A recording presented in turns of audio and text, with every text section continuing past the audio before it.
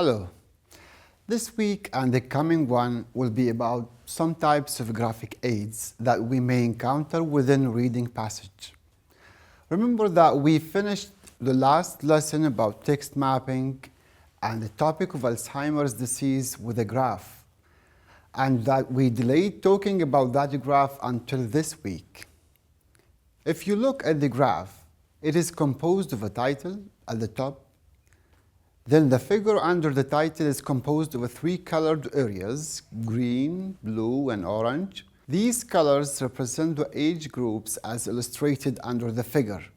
Green represents the age group 65 to 74, blue 75 to 84, and orange 85 and more. Below, there is the source of the graph. The graph itself has two axes, the vertical axis and the horizontal axis. The vertical axis on the left shows number of people in millions, and the horizontal axis down shows chronological stretch from 2010 to 2050 at a 10-year interval. Now, if we take into our consideration all of these pieces of information when we look at a graph like this one or others similar to it, it wouldn't be difficult for us to understand the graph and its implications. And then we can make comparisons and conclusions using the represented data.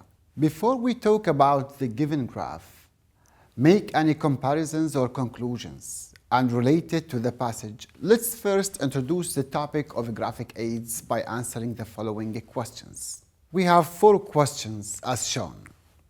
Let's start with them one by one. Question 1. What are graphic aids? They can be pictures, diagrams, charts, graphs, tables, maps, drawings, or any images that accompany the text to visually represent the data related to that text. Their diversity reflects the fact that not all types of graphic aids are suitable for all types of data. Certain graphic aids are more suitable to represent certain types of data.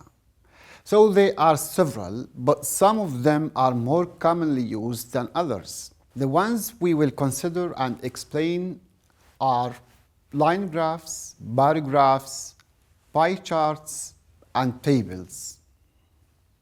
In this week, we will explore with illustrative examples line graphs and bar graphs, and the other two will be explained in the coming week. Now we come to the next question. How are they related to the text, the relationship with the passage, and what do they represent? Graphic aids support the text. They do not cancel or substitute it. They help illustrate or shed light on certain complex data that may need lots of words to be expressed. Therefore, they save a lot of space.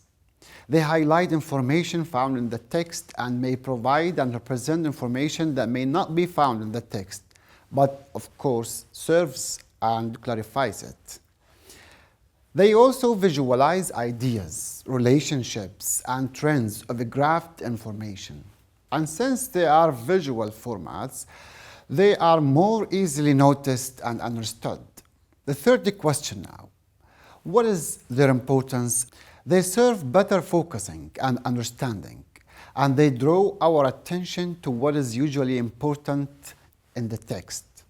They are tools and means from which we can make comparisons and conclusions. They are easier than text to look at and understand, and they are more accessible than written texts and easier to scan to find specific included details. Some students do not consider or look at these graphic aids, maybe because they don't realize their importance or they don't have the skill to read and understand these aids. Question 4 then, how do we interpret or read graphic aids? Since the graphs are of different formats, the way we read each type of format can be explained on its own, and this is what we will do when we come to each graph separately. Still, all graphic aids have common parts that we should consider when we look at. First, like articles, stories, and books, Each graphic aid has a title which tells us the idea of that graph and what it is talking about. Then we should consider everything written, words, labels, and phrases, to know the parts of the given graphic aid and the represented information. Next, we try to derive and make comparisons and conclusions from the represented information. Also, each graphic aid is supposed to have the source it is taken from, in addition to the date it was made. Now, after we have answered the given 4 questions, let's get back to talk about the graph that we started our lesson with. I illustrated its parts, and we reached to a point to start talking about it.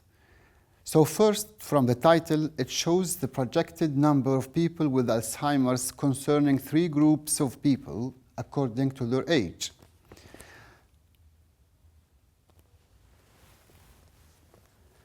The projected number means the number up to the date of the graph and the expected number in the future. The type of this graphic aid is called a line graph. The top stretch of each color represents a line. If the graph is 3-dimensional, the orange and the blue areas will be to the bottom. They are like mountains behind each other. So we look at the top of these mountains to read the numbers and their progress. In general, the graph shows the problem of the increasing number of people with Alzheimer's. This reflects the topic of the 4th paragraph in the passage, which discusses Alzheimer's as a public health problem in the USA. This shows how the graph is related to the text. We can make comparisons between the different increases in the 3 groups, and then make conclusions. We say, for instance, that the increase of the number of people aged 65 to 74 is expected to be slight till 2030. A more increase is expected for the group between 75 and 84 till 2040. And the highest increase is realized in the 3rd group aged 85 and more. A conclusion can be made as, the older the people become, the more they are exposed to be affected by Alzheimer's. Finally, connections between the graph and ideas in the text are illustrated like Alzheimer's increase and the increase of the costs of medication. In the next lesson, we have a new passage about diabetes. In addition, we will take another line graph and start the 2nd type of graphic aids, bar graphs. See you then.